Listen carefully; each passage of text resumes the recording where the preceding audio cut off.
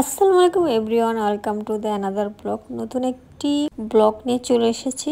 আজকের ভিডিওটা আমি একটু বড় করে দেখাচ্ছি, কারণ অনেক সময় শর্ট ভিডিও করে দেখালে অনেকে বুঝে না। তো আজকের এই অর্কিড গাছটা আমি কিভাবে কাটিং করব এবং কাটিং করে নতুন করে আবার এটাকে টপে লাগাবো। তো এই অর্কিড গাছ সাধারণত মাটিতে লাগায় না, এটা এক ধরনের পরগাছা।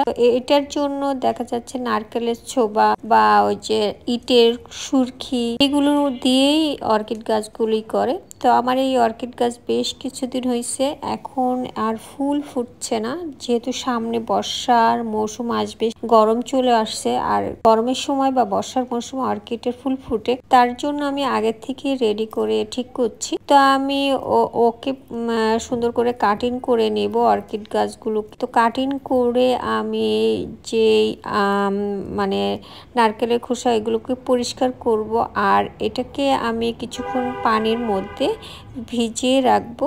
আর লতগুলোকে আমি কেটে দিচ্ছি, শিকড়গুলোকে।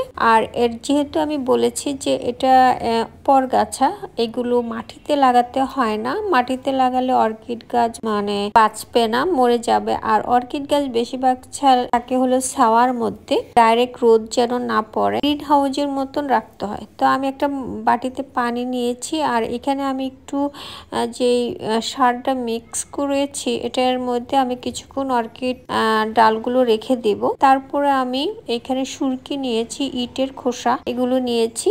এখন আমি একটা ওয়ান টাইমের পট ওটার মধ্যে একটা লাগাবো, কারণ আমার দুইটাই অর্কিডের টপ, আর আমি যেহেতু কাটিং করেছি তো বাকিটা আমি ওইটার মধ্যে লাগিয়ে দিয়েছি, আর বাকি দুইটা আমি এই অর্কিড টপে লাগাবো। আর অর্কিড টপ সাধারণত একটু ছিদ্র ছিদ্র হয়, কারণ যেহেতু পানি দিলে পানিটা যেন জমে না থাকে, চামড়িটা বের হয়ে যায়, এই জন্য এরকম থাকে।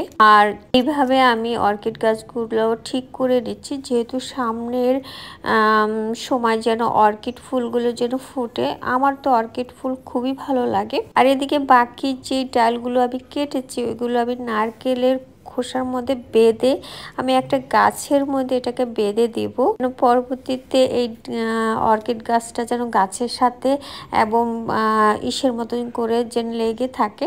এদিকে আমি পানির মধ্যে সেই সারটা মিশিয়ে আমি স্প্রে করে দিচ্ছি।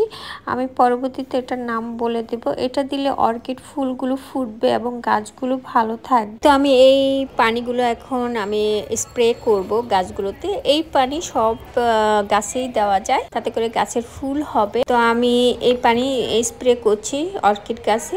এটাই ছিল আজকে ছোট্ট ব্লগটা কেমন হচ্ছে কমেন্টস করে জানাবেন। সবাই ভালো থাকবেন। আল্লাহ হাফেজ।